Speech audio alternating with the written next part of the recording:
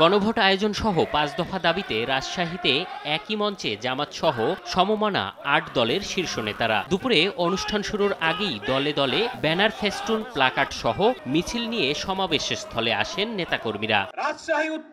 সমাবেশে জামাতের secretary general মিয়া গোলাম পরোয়ার বলেন, একই দিনে নির্বাচন ও গণভোট সাধারণ মানুষ চায় না। এ বিষয়ে আদেশ বাতিল করে নতুন গেজেট বা প্রজ্ঞাপন জারির দাবি জানান তিনি। আইন শৃঙ্খলা চরম অবনতি হয়েছে উল্লেখ করে সুষ্ঠু নির্বাচন ও লেভেল প্লেইং ফিল্ড নিয়ে সংশয় প্রকাশ করেন গোলাম পরোয়ার। একই দিনে গণভোটের কথা বলেছেন। আমরা সরকারকে বলতে চাই, বাংলাদেশে বহু আইন আপনারা করছেন আর পরিবর্তন করছেন। সরকারের আদেশ, সরকারের তৈরি করা গেজেট, এটা তো ওহির বাণী, কোরআনের বাণী না। এটা আপনারা কারো পরামর্শে করেছেন। এই গেজেটকে পরিবর্তন করতে হবে।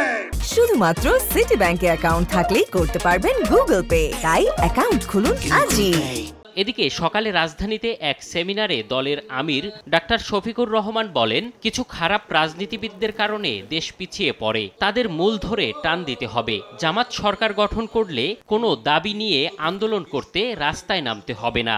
অগ্রিম সুসংবাদ দিয়ে রাখতে চাই, সমাজের কোনো সেকশনের কোনো দাবি দাওয়া নিয়ে সরকারের কোথাও কোনো ধর্ণা দিতে হবে না এবং কোনো মিছিল মিটিং করতে হবে না। বলবেন তাহলে কি আমাদের বলার অধিকার কেড়ে নেবেন? না, বলার অধিকার কেড়ে নিব না, বলার দরকার পড়বে না। এ সময় কমিউনিটি ক্লিনিকের ২০০ কর্মীর মধ্যে কমিউনিটি ক্লিনিক স্বাস্থ্য সহায়তা ট্রাস্টের পক্ষ থেকে পুরস্কার তুলে দেন তিনি। এম এ আজিম, সময় সংবাদ, ঢাকা।